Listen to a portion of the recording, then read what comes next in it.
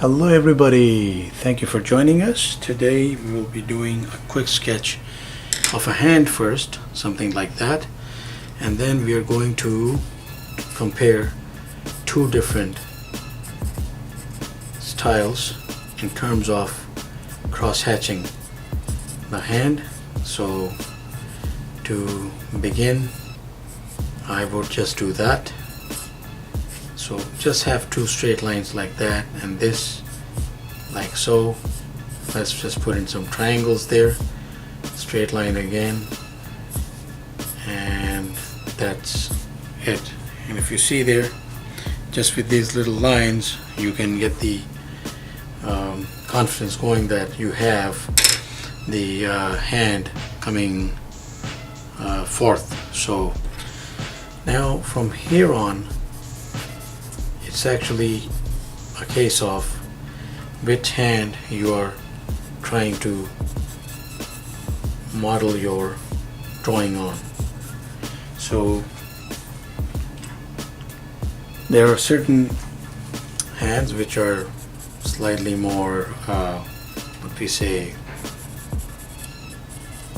bulky. We have a bulkier, thin,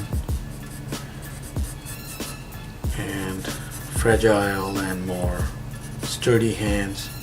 So what we're basically doing is just having that first finger going out, and then when everything else is, well, this knuckle will be more prominent, but then everything else goes down and we come around somewhere like that.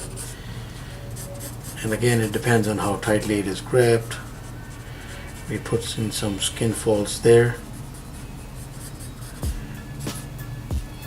and there we have the core of our hand. Now from this point on, what we are trying to do is just compare two different styles of crosshatch. So I'm going to first go with the pencil. Let me see if there can.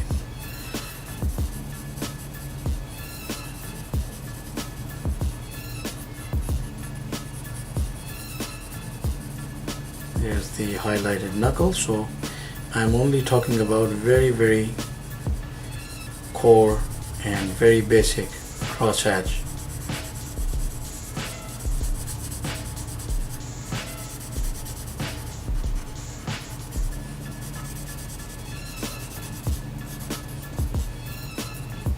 So there will be details, of course, details in the sense that there will be veins and whatnot, but those are things that are again incorporated into the details.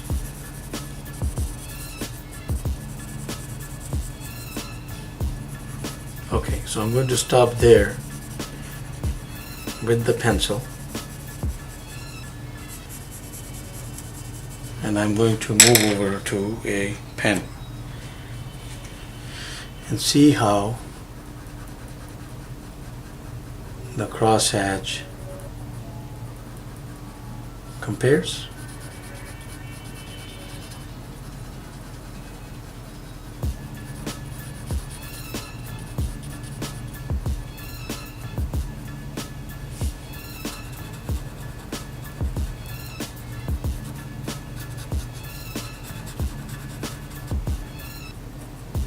There's some details there again of the palm just showing through. It doesn't have to be the case, but in certain hands at certain angles that might actually be the case. I'm going to continue the light crosshatch here on this side, and we had spoken about some veins. So let's see that there is part of a vein showing here. I'm going here to the side of the hand.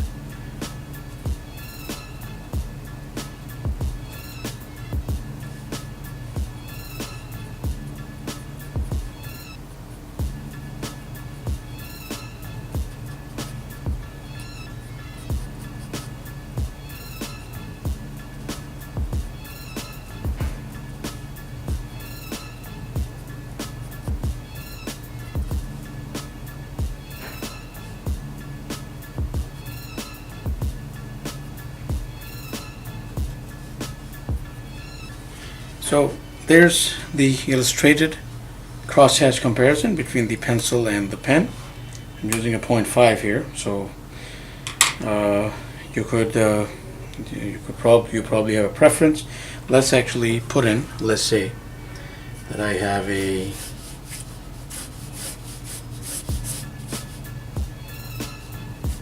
so let's say that this finger is curled around a pencil or just a stick. So there we have a stick. So again, so there's the crosshatch there in terms of pencil,